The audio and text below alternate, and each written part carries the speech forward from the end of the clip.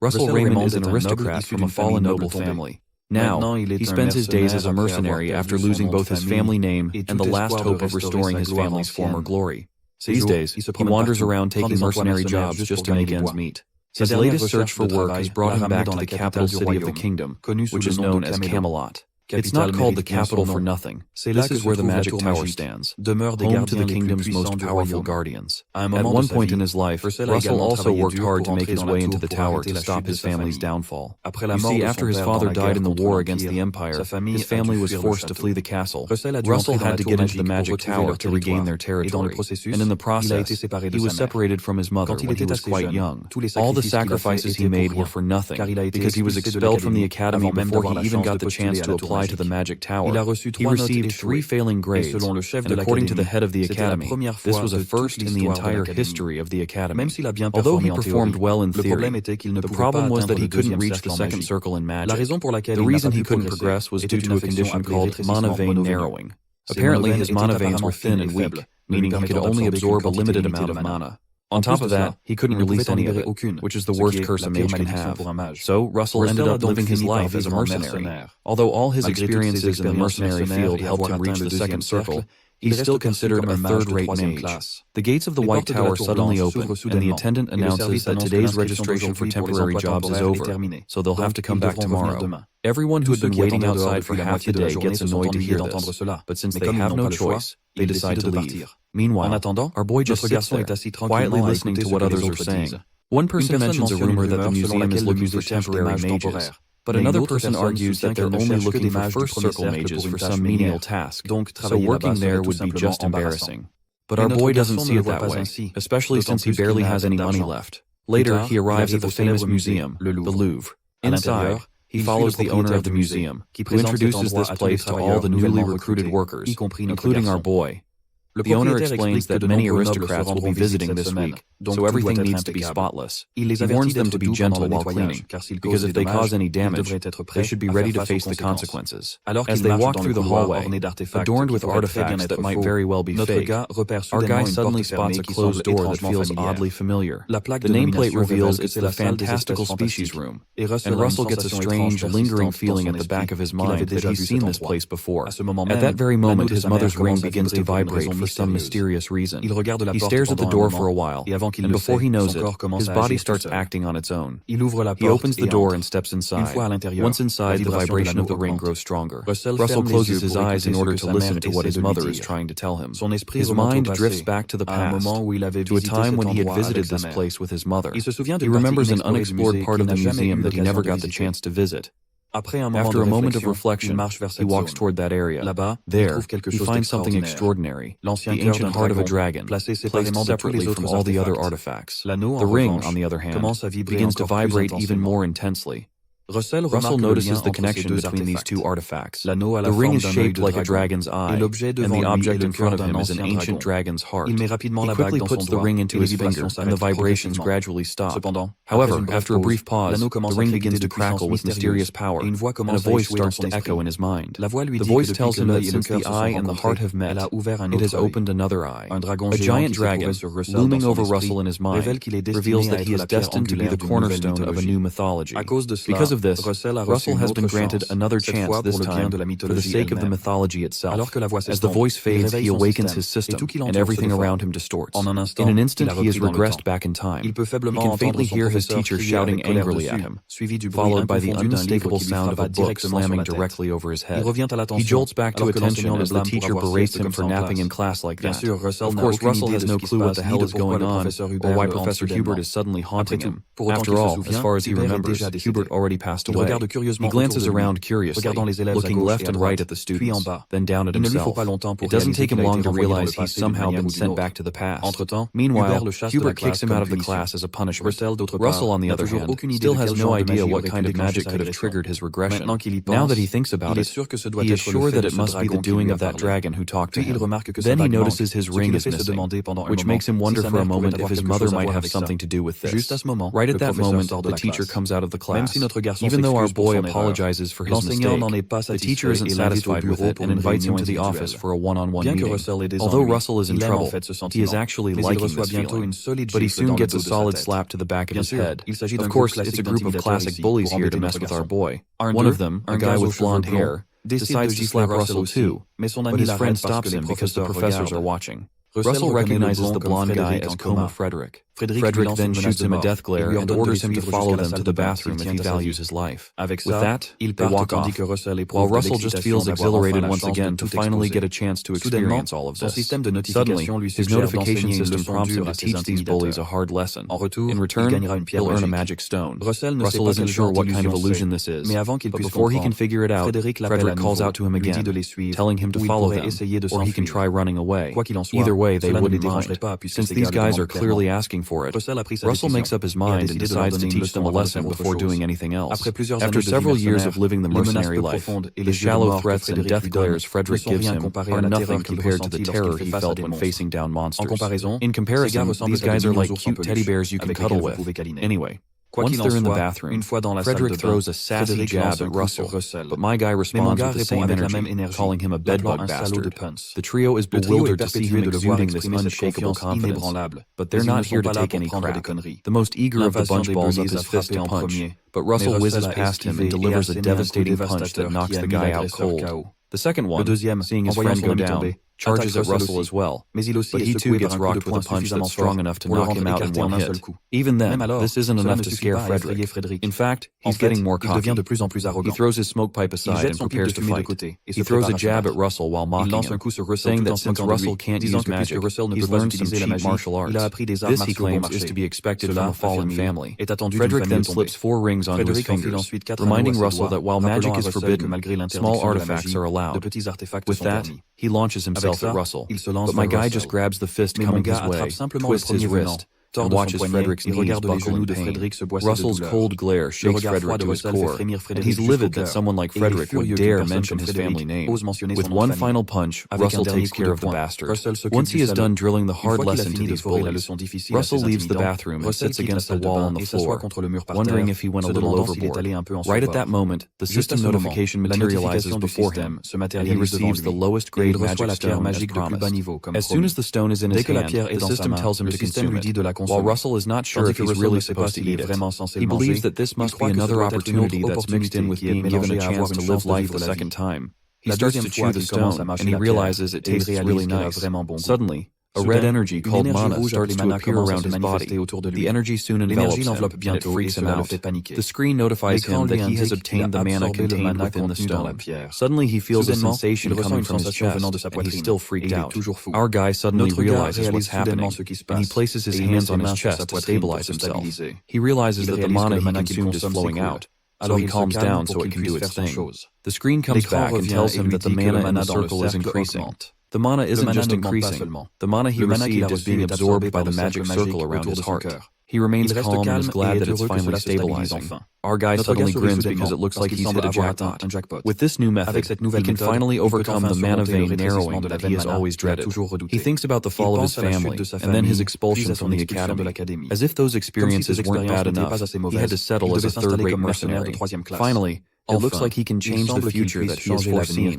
He paces through the hall with a newfound joy, and it looks like things are looking bright. Moments later, Russell knocks on Professor Hubert's door, and he's told to come in. He walks into the room, and the old man tells him to sit. Russell sits down dejected, and the professor calls his name the way elderly people do when you get into trouble. Professor Hubert tells him that he's not his usual self today. To help solve the problem, he continues by suggesting what the problem could be. He asks Russell if he's going through something difficult. The professor informs him that he heard a rumor that his classmates are bullying him, and he wonders if that's the cause. Russell recalls his fond memories with Professor Hubert in his past life, and he recalls how he never gave up on him. He finally smiles when it's his turn to respond, and he remembers that he always wanted to say this. So he informs the professor that there's no need to worry. The old man is shocked by his words, and Russell thanks him for asking. The professor coughs and states that it is his job as a professor to take care of his students. He adds that, however, because he'll get punished because he dozed off in class today. The professor opens the book in front of him and tells him the punishment won't be an easy one. He's given an assignment to write an analytical report on a part of their textbook. Apparently, it's a section that even those in the upper years struggle with. While he speaks, the screen pops up again and announces to him that his new mission is to complete Professor Hubert's assignment. The system informs him that he can get additional rewards depending on the level of completion and Professor Hubert's level of satisfaction. The reward is another lowest grade mana stone plus some mysterious thing. Russell's eyes widen when he realizes that even completing assignments are missions. The professor notices his eyes widen, so he asks him if the assignment is too difficult. Russell tells him it's not, so he thanks the professor. Later, Russell completes the assignment after a few hours. He thinks to himself that the assignment isn't as difficult as it was made to look. In his previous life, he used to study the theoretical part of magic really hard because he was hopeless at using mana practically. But there is something else to pay attention to in this new life. There's something else that's just as important as studying. That thing is called mana vein training. Russell remembers one of his jobs as a mercenary where he's escaping from a monster. He explains that the mana vein is the path that circulates mana. Mana is absorbed through breathing. Mana is also circulated through the mana veins and is collected at the heart. In the flashback, the monster closes in on our hero. The monster smashes one of its large claws on the ground, and Russell quickly jumps out of the way. While he's running, he turns back and notices that the monster is coming to attack him again. He explains that the reversal of mana flow out of the body is called magic. In the flashback, he does some circle magic and releases some fire out of his hands. It's a great deal of fire, and the fire envelopes the monster. The thing is that the stronger your mana veins, the more mana you can collect and the faster you can release it. After the fire clears out, the monster is obviously unscathed. It seems that he couldn't release a fire that's strong enough to hurt it. He realizes he's cooked, so he tries to generate a shield to block the monster's next attack. Before he can complete the chant to cast the spell, he feels a sudden impact. The monster quickly gives him a sucker punch with its tail. The monster finally moves forward to finish him off. Still in the flashback, Russell explains that his sickness made fighting monsters an absolute nightmare. He remains in the rock, slightly unconscious. Suddenly he regains his consciousness. He's quickly met by another hit by the monster that launches him deeper into the hollow stone.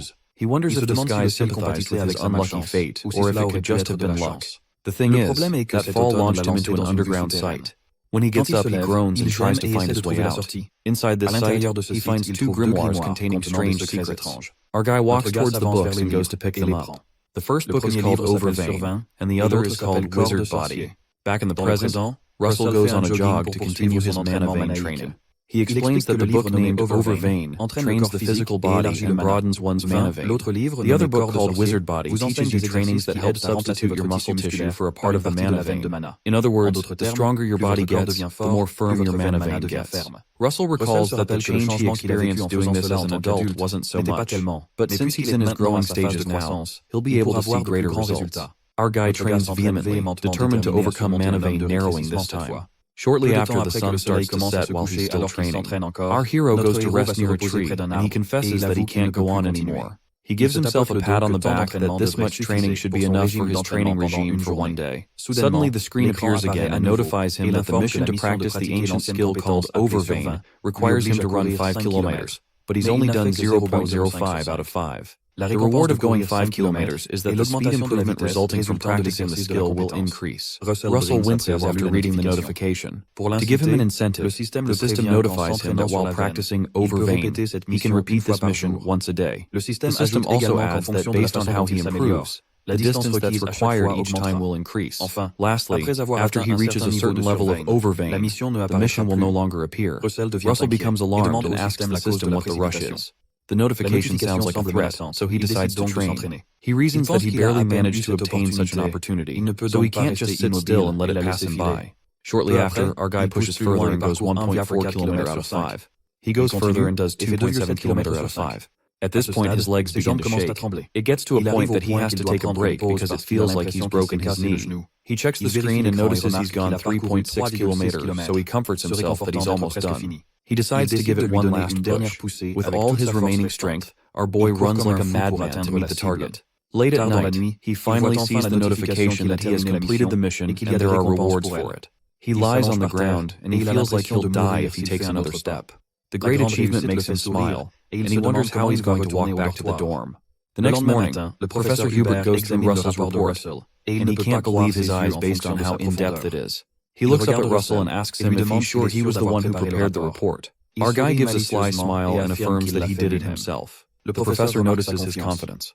Professor Hubert finally speaks and tells him he's very satisfied with his report. Suddenly the screen pops up again and notifies him he has completed the mission, and he'll now receive a reward. His rewards are another lowest grade mana stone and an additional gem of the same size. He also receives increased understanding of the art of summoning beasts. Because of this increased understanding, he'll get an increase in power, a decrease in mana consumption, and reduced casting time. Russell realizes that the higher his level of understanding becomes, the stronger he becomes. He quickly decides to leverage on that. The professor commends his work and tells him he can take his leave now. Before he leaves, Russell decides to ask the professor a favor. Moments after Russell has asked the favor, the professor asks him why he would want to use the faculty library. The man mentions that the student library should have enough books to suit all of his needs. Our boy informs the professor that he's read all the books in the student library. That sounds hard to believe, so the professor asks if he's really read all of them, to which Russell replies affirmatively. His teacher says that's shocking to hear. However, he says that even if he's being truthful, it's an entirely different matter to allow him to use the faculty library. The professor tells him that he'll put him through tests to ensure if he's qualified for that. Russell lights up and agrees that that is totally understandable. Shortly after, several mission windows pop up, all requesting that our guy complete each assignment that the professor gave him to get the rewards. While he's out running, he thinks about how many assignments the professor gave him, and reasons that he's quite a picky man. Considering that the better one can understand theory, the stronger their magic, our boy decides that it will be worth it. He determines to get access to the advanced level knowledge in the faculty at all costs. Eventually, he considers that he'll also get a mana stone from each mission, so it's like killing two birds with one stone. While he's enjoying his drink of water, someone walks up to him and calls his full name. The boy's name is Anton Frederick, and he seems to be related to Coma. Anton mentions that Coma, his friend, had to suffer because of him.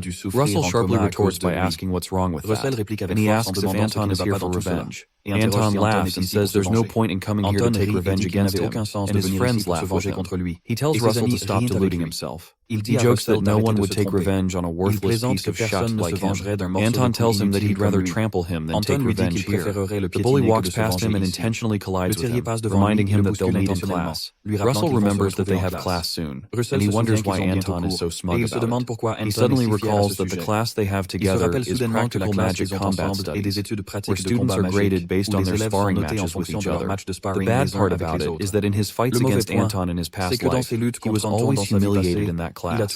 He recalls Anton always beating him at fire magic and towering over him. He would grin and make fun of him because he doesn't have good mana veins. Russell can't believe he had foolishly forgotten that they have to do those. Our boy decides that he has to quickly start preparing for it. Better late than never. Suddenly, the screen notifies him that he has a new mission to achieve the second circle by increasing the level of understanding of the attributes that he currently possesses. That day, Russell spends all this time doing each and every assignment the professor gave him, and he works into the night. The next morning, he brings a pile of papers to the professor's office to submit the assignments. The system shows several notifications for each assignment and tells him that he has completed his mission and will now receive his reward. That evening, Russell returns to the dorm after a day well spent and decides to check out his rewards. He looks at about 10 mana stones that the system gave him, and he contemplates what to do with them. A growing uncertainty rises within him as he picks them up. He wonders if his body's mana load will be able to handle several mana stones at once without causing adverse effects. Eventually, he seems to accept his fate and proceeds to take the stones. He tells himself that he'd have to trust the training he's been going through for so long. A few seconds later, our boy tosses all 10 stones in his mouth and chews them up. For a short while, nothing happens. Moments later, the mana from the stones is released, and his body is suddenly enveloped by the mana. It becomes more pronounced, and the entire room is consumed by a bright light. He suddenly begins to feel like his body is burning. To absorb the mana towards his heart, he quickly makes a path into his mana veins. Russell starts to create a path to mold the flow of the mana. He continues to direct the flow of the mana to channel it to his heart. It's clear that he's in some pain, but he decides to bear it. Furthermore, he starts to twirl the mana flow around to draw a new circle around his heart like the first one he has so he can achieve a second circle. If he fails at doing this properly, his heart won't be able to make it. Our boy carefully draws the second circle but hesitates before he reaches the end, afraid that he'll mess something up. He decides that there's no going back, so he decides to finish it up. His veins begin to absorb the generated mana once he concentrates and completes the circle. Our boy refuses to give up, no matter the consequence. There's no way he can achieve his dream of being a world-class mage without doing this, so he promises himself to achieve a second circle. Suddenly, a bright beam of light bursts out through his window, and it looks like he's exploding. Moments later, Russell wakes up on the ground, and he realizes that he was able to do it successfully. He realizes that he's finally achieved the second circle. Finally, the mana flows into his body while he lays on the ground. Suddenly, the system notifies him that he has completed the mission and will now receive rewards. Apparently, his understanding of the elemental attributes has risen greatly, so the power of each elemental magic has also risen greatly. The next morning, the professor reads through all of the reports that Russell submitted to him. He exclaims in amazement and confesses that he can't believe that he was able to complete all those tasks in a short period. The professor tells him that there's one last question before he can grant him access. It's a question that is more fundamental compared to the previous ones. The professor asks which of the structures is the most important among the four structures that magic is comprised of. The question shocks Russell, who just stands there in silence. Professor Hubert notices his silence and starts to regret asking a student a question that he himself has recently just figured out. To avoid overwhelming him, the professor quickly gets up and proposes to ask a different question. Russell, who was silent all along, starts to answer the question anyway. The professor is taken aback by Russell's confidence. Shocked that he has an answer, Professor Hubert stops talking and listens to him. Russell finally answers that the most important structure in magic is the mental image of the one performing magic. The professor hesitates for a moment and considers the answer he gave. Professor Hubert finally asks him why he thinks that is so. Russell thinks deeply about the question before he speaks. He says that magic is manifesting something into the real world using mana. The world categorizes this process into four different levels. The first level is known as assimilation, where you learn the principles that guide natural phenomena. The second step is creating a mental image, where you visualize what you've learned in your mind. The third step is called construction, where you construct formulas in order to manifest the visual image. The final part is manifestation, where the magic comes to exist in the real world through the formula. Russell adds that understanding construction and manifestation can be learned through enough effort and studying. However, mental image is not something that can be reached through effort.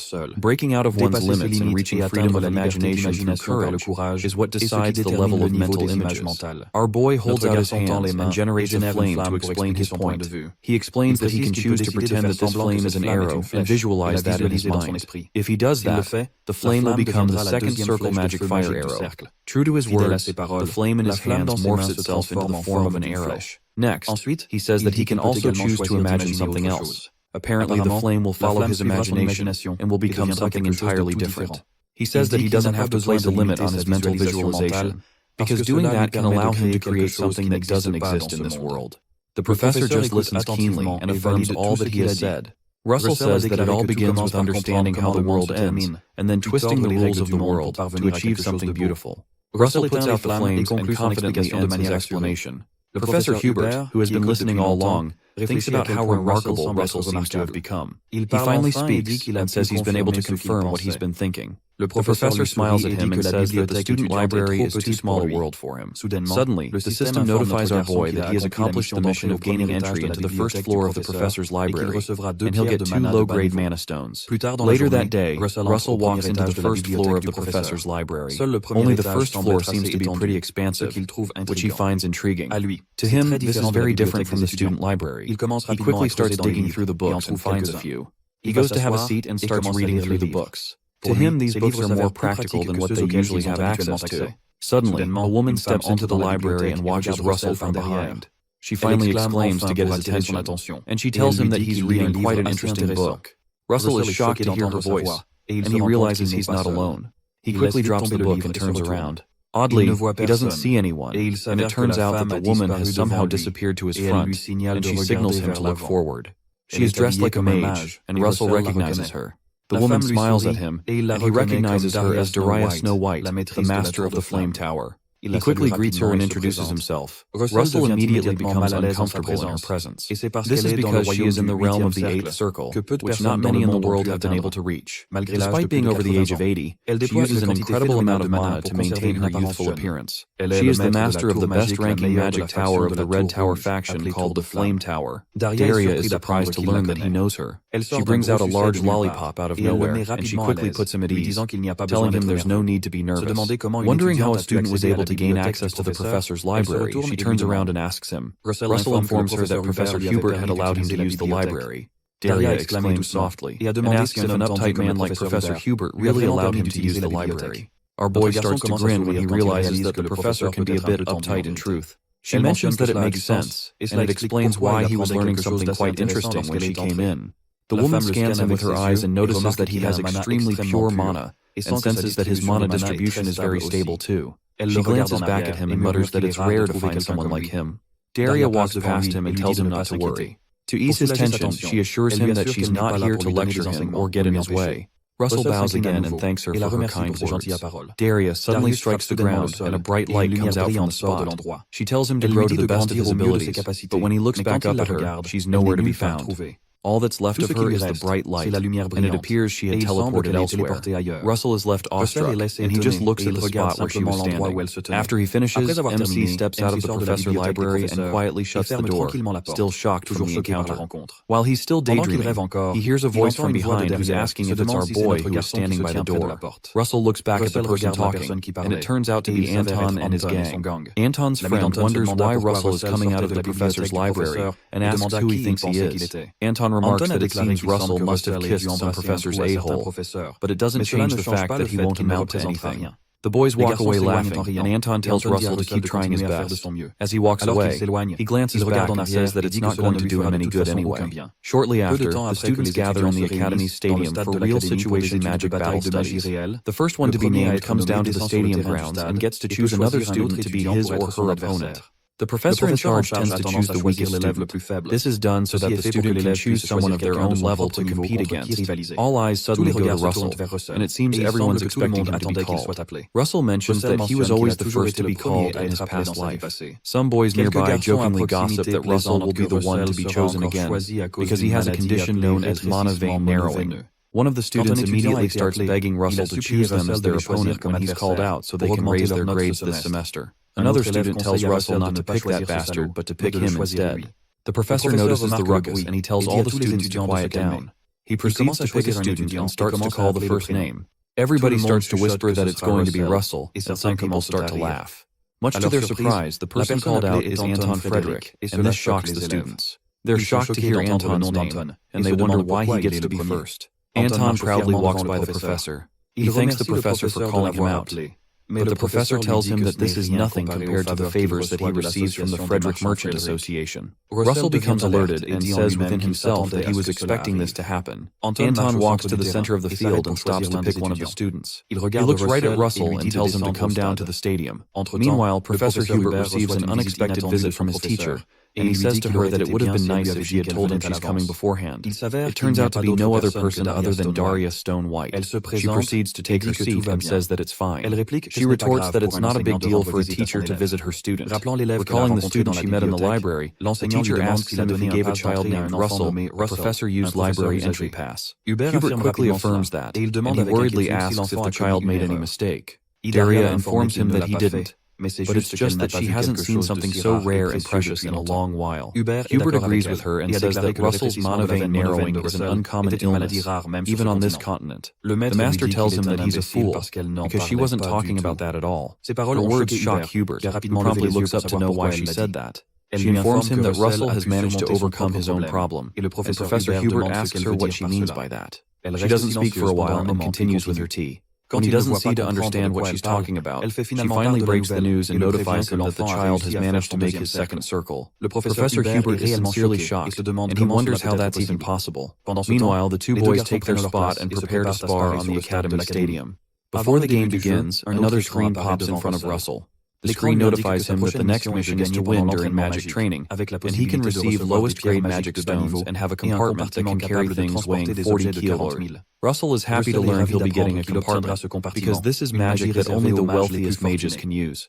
The compartment allows you to store things, so it'll be quite useful when storing magic stones. While he's still thinking, Anton calls out to him and calls him an insect. The bully asks him if his body is frozen. Anton tells him his only option of surviving this fight is to beg. Our guy just laughs. Suddenly, Russell covers up his entire body with energy and asks Anton if he's talking to him. Anton notices his transformation and wonders if it's what he's thinking. While they're chatting, the professor coordinating the games tells them to move back to their spot in the circle so he can start the match. He recalls the magic that Russell just used and wonders if someone with mana vein narrow was able to achieve second circle. but he quickly dismisses the idea because it's not possible. Once the game is started, Anton quickly releases a second circle magic called Flame Throw. He pours out a stream of flames and shoots it right at our boy. Russell quickly spots the flame heading right for him and responds. He quickly summons a shield that deflects the fire.